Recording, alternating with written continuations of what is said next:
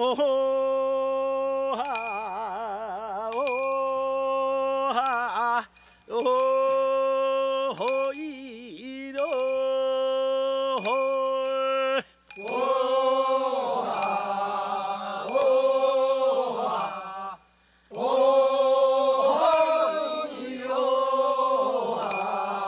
간다 간다네 나는 간다 호이로.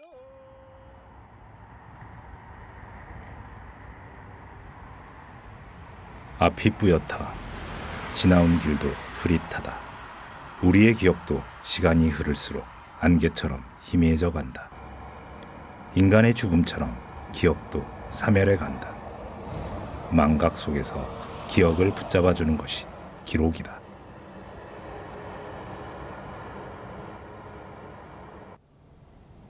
서울 종로 내거리에는 보통의 것들과 다른 기억의 상징물이 있다. 그 동상 앞을 지날 때마다 나는 그의 시선을 마주하지 못했다.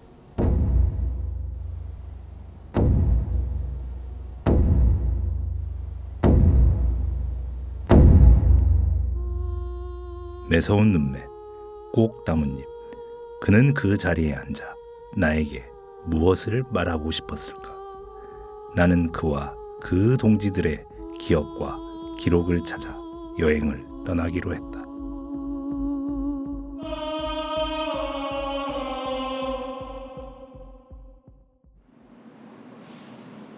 나는 다큐멘터리 감독이다. 나의 고향은 전주이다. 내 고향 전주는 나에게 독특한 역사적 감흥을 안겨주었다. 전주는 조선왕조의 시작인 태조가 태어난 도시이며 500년 봉건 왕조의 끝을 알리는 사건인 동학농민혁명이 있었던 도시이다.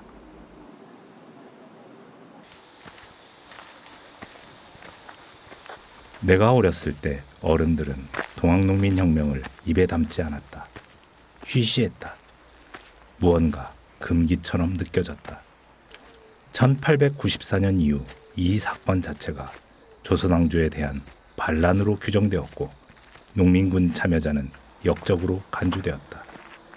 가족들은 살기 위해 기록을 지우고 기억을 감추고 그리고 숨었다. 그래서 우리 증조부 때의 일이지만 동학농민군의 기억과 기록은 매우 희소하다. 나는 몇 달 전 충격적인 소식 하나를 들었다. 100년 만에 귀향. 일본의 그 먼 대학 연구실 서가에 종이박스에 담겨있던 유골이 100년 만에 돌아오시다니. 동학농민군 학살의 주범이었던 일본에서 방치된 유골 하나가 발견되었다. 한 세기가 지나도록 영면하지 못한 동학농민군 지도자의 머리만 남은 유골이 혁명의 무대 전주에 안치되었다. 일본인이 그 유골을 수습해 가지고 홋카이도 대학에 가서 홋카이도의 인류학 연구의 어떤 연구제로서 쓰여졌어요. 근데 나중에 이제 한국에서 그 사실을 확인하고 그것을 다시 반환해 왔습니다. 당시 일본에서는 주변국 침략과 식민지 지배를 정당화하기 위해서 인류학 연구를 하였다. 1906년 일본인 사또 마사지로가 유골을 일본 홋카이도 대학의 전신인 삿포로 농학교로 무단 반출한 것이다. 유골에는 동학당 수계의 수급이라는 글씨가 쓰여 있었다. 유골 안에서 한 장의 문서가 나왔다. 수백 명을 죽여서 길을 막을 정도였다. 수계자를 효수하였는데 이 유골은 그중 하나이다. 라고 기록되어 있다. 이 유골의 주인공은 1894년 동학농민혁명 당시 지도자로 활동했던 30대 청년이었다. 이 청년 혁명가는 전남 진도에서 짧은 생을 마감했다. 30대 청년의 멈춰진 장래의식과 안장의례가 이제야 이루어진 것이다. 꽃 한 송이로 그의 영혼을 위로할 수 없어서인지 나는 쉽게 고개를 들 수 없었다. 초승길 가는 데는 호호와 노소가 있나네. 전북 정읍에는 동학농민혁명 전시관이 있다. 이곳에서 나는 많은 동학혁명 관련 자료를 볼 수 있었다. 여기 지금 사발통문이 이제 원본에 해당되는 그런 자료인데 지금 이게 실물이 하나 남아 있습니다. 그래서 이 지금 우리 교과서에 나오는 그런 사발통문 원본입니다. 나는 사발통문 등 동학농민혁명 당시 전봉준과 민중들이 작성한 여러 기록들을 따라 망각되었던 기억을 더듬어 보고 싶었다. 그 첫 여정은 고부봉기 당시 전봉준이 살았던 집터이다. 1894년 민생은 피폐했고 사람들은 분노했다. 무능하고 부패한 정치 권력, 관리들의 수탈은 극에 달했다. 전봉준은 훈장 선생이었다. 분노한 사람들은 그를 중심으로 모였다. 그리고 혁명을 알리는 고지문을 작성하였다. 이것이 사발통문이다. 각 마을의 마을 집당 비하, 위와 같이 경문을 사방에 빨리 전달하니 사람들의 논의가 비등하였다. 매일 멸망할 것이라고 노래하던 민중들은 곳곳에 모여서 말하되 났네 났어, 난리가 났어, 에이 참 잘되었지, 그냥 이대로 지내서야 백성이 한 사람이나 어디 남아있겠나 하며 기일이 오기만 기다리더라.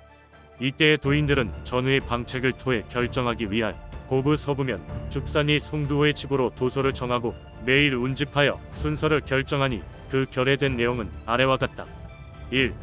고부성을 격파하고 군수 조병갑의 목을 베어 매달 것. 1. 군기창과 화약고를 점령할 것. 1.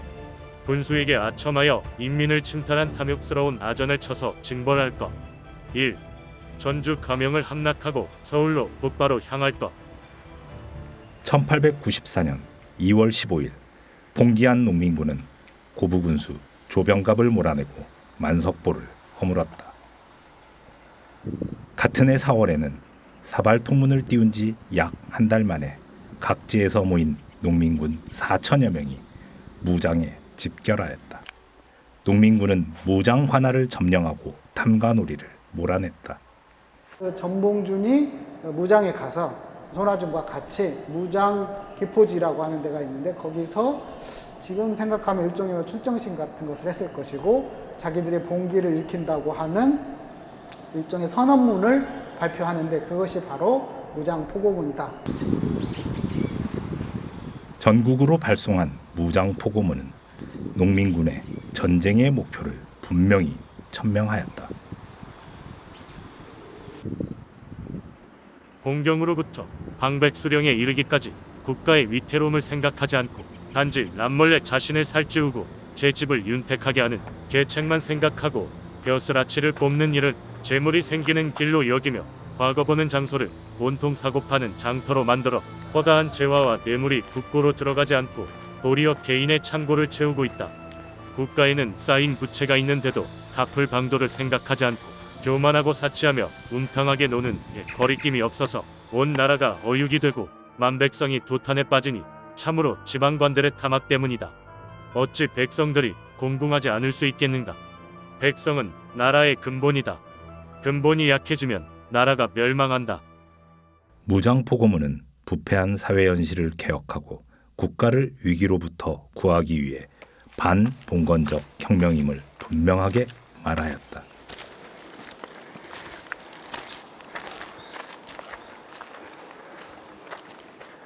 백산성은 47m의 낮은 산이다. 본격적인 동학농민혁명의 시작을 알린 백산대회가 있었던 곳이다.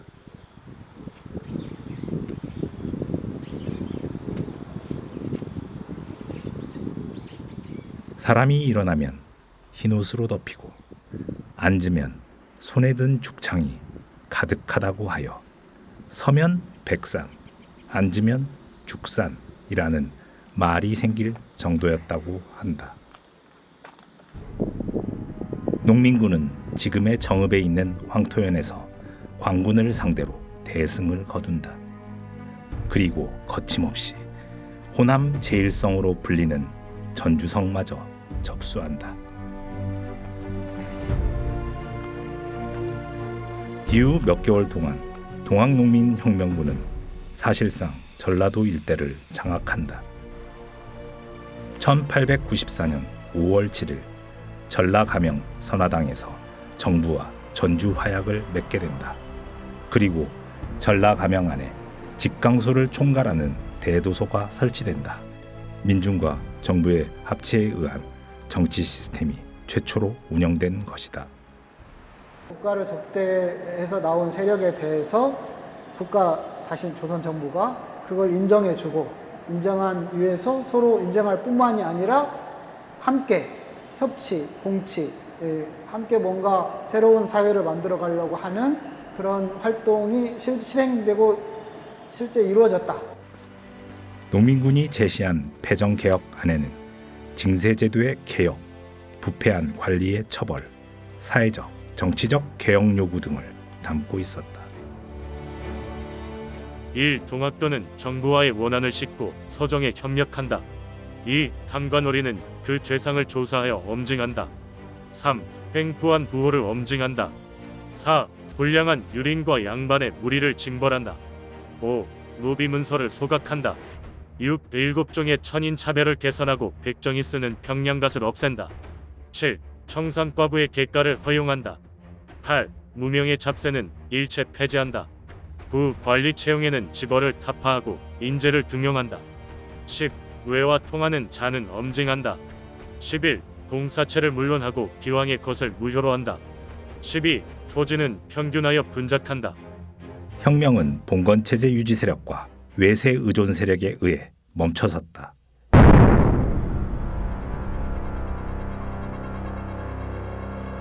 고종은 청군 파병을 논의한다. 주요 대신들은 파병을 반대한다. 그러나 고종과 민영주는 청나라의 파병을 강행한다. 기회를 엿보던 일본은 인천항에 7,000명의 병력을 불법적으로 상륙시킨다. 화승총과 죽창으로 무장한 농민군은 일본군의 신식소총과 대포 앞에 무참히 쓰러져 갔다. 관군의 기록에 의하면 시신이 눈에 걸리고 발에 치인다 했다. 대규모 학살이 이루어졌다.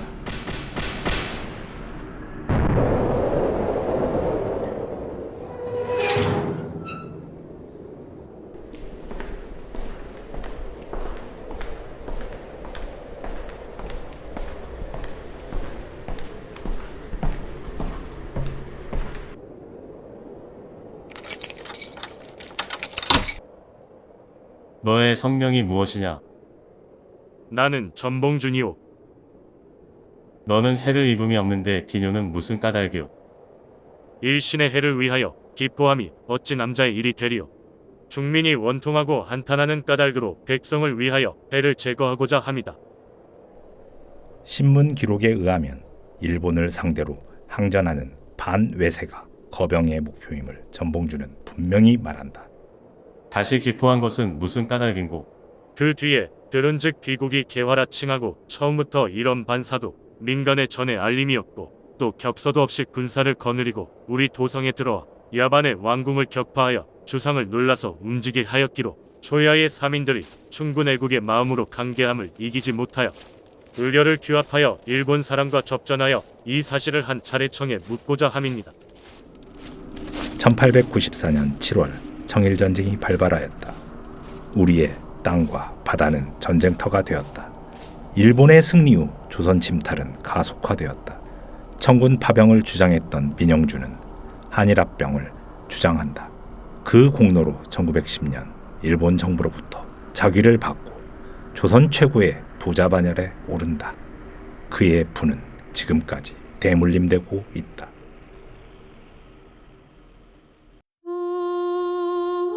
전봉주는 5차례의 신문 이후 1895년 형장의 이슬로 사라진다. 그의 나이 40이었다. 나의 죽음은 평소부터 각오한 바이지만 내가 죽은 뒤에 팔도에서 한 명이라도 의로운 선비가 있어서 능히 나의 뜻을 이어 우리 조선이라는 국가가 영원히 일본의 병탄 아래로부터 벗어날 수 있을지 없을지를 생각하는 데 이르면 죽어서도 눈을 감을 수 없다.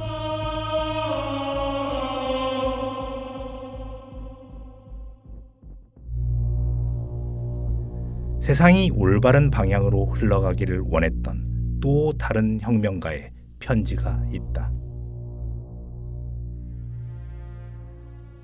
나라가 환난에 처하면 백성된 도리로서 그 나라를 구하고자 함이라는 그런 대목이 있는데, 당시 동학농민군이 그 당시 조선 또는 국가 또는 공동체에 대해서 어떻게 생각하고 있었는지를 좀 보여주는 대목이기도 하고, 번거로운 인사말은 접어두고 동생 광팔 보시게. 나라가 환난에 처하면 백성도 근심해야 한다네. 내가 집을 나와 수년을 떠돌아다니며 집안일을 돌보지 않았으니 자식된 도리를 다하지 못한 것이네. 광팔이 자네가 형 대신 집안을 돌보고 있으니 다행이라 하겠네. 우리가 외군과 더불어 오랫동안 싸운 것은 나라의 입은 은혜를 갚고자 함이라네. 그러나 사세가 아주 어려워서 하늘을 입을 삼고 땅을 자리 삼은 고초가 이루다 말할 수 없다네. 전에 보내준 얼마간의 재물은 유용하게 썼다네. 근래 사정이 그전보다 어려워서 또 한 번 돈과 비단을 이 인편에 보내주길 청하니 잘 살펴보내주게. 아주 급하네. 연달아 죽을 먹으며 부끄러워하네. 죽고 사는 것은 천명에 달려있네. 나라의 운명과 뒷일은 맏동생에게 부탁하겠네. 몹시 바빠이를 갖추지 못했네. 유광하는 성리학적 사상을 지닌 양반이었다. 그는 어떤 세상을 꿈꾸었을까?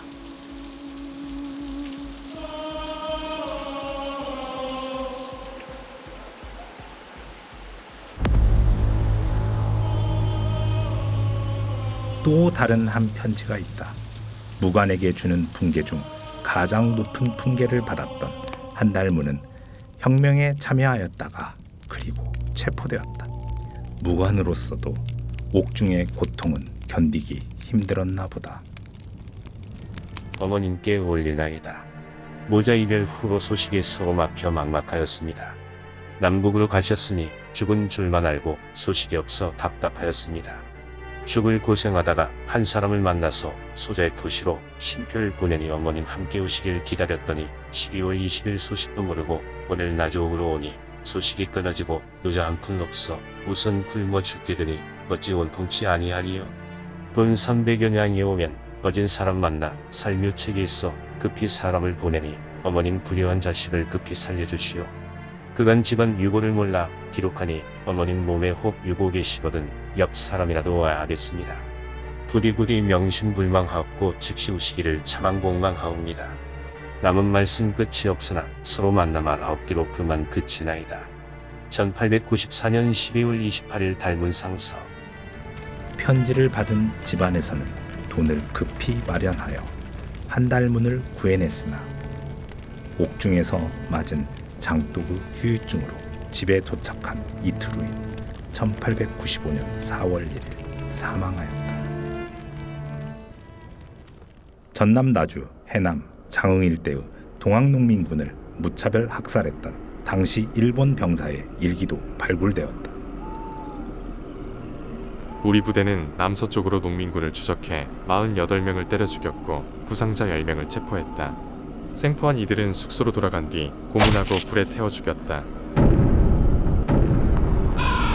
오늘 동안 무리 잔당 7명을 붙잡아 성 밖에 있는 밭에 일렬로 세워놓고 모리타 1등 군조의 호령에 따라 일제히 총검으로 찔러 죽였다. 이를 구경한 한인들은 매우 경악했다. 매일 12명 이상 103명에 이르렀는데 그곳에 버린 주검이 680명에 달했다. 근방은 악취가 진동했고 땅은 하얗게 사람 기름으로 얼어붙었다.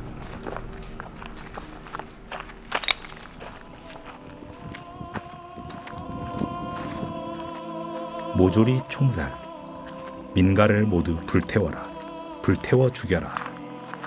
일본군 문서에 언급된 표현이다. 3만 명 이상의 농민군과 가족들이 희생되었다. 한 일본인 교수는 일본군의 동학 농민군 진압 작전을 일본군 최초의 제노사이드로 규정했다.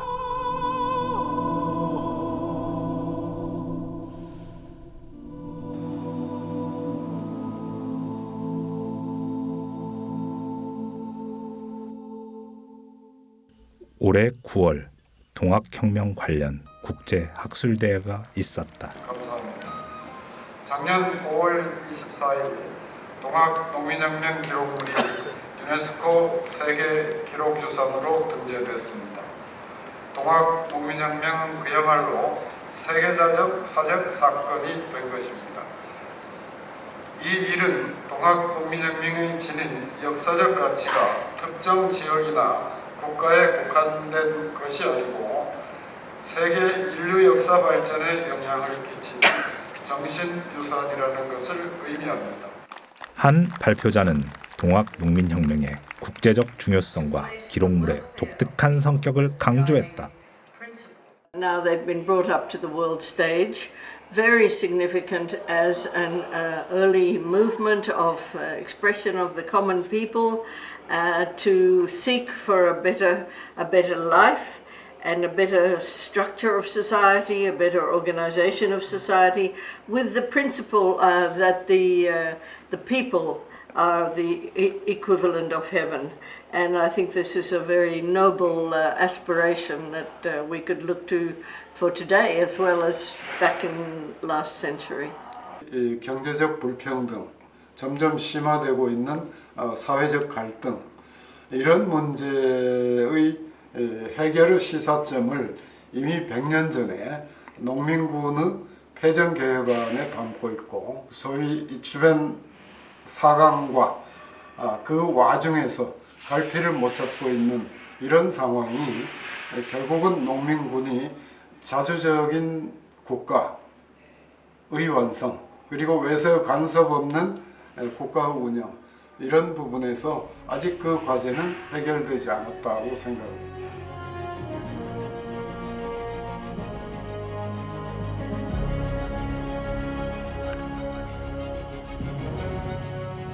암울한 시대 한가운데 말뚝처럼 횃불처럼 우뚝 서서 한 시대의 아픔을 온몸으로 이겨내고자 피투성이로 싸웠던 사람들, 뒤따라오는 세대를 위하여 승리가 멀고 가망 없어 보여도 싸웠던 사람들, 그 사람들이 나에게, 우리에게 말을 하는 것 같다. 그 기록과 기억을 잊지 말아달라고.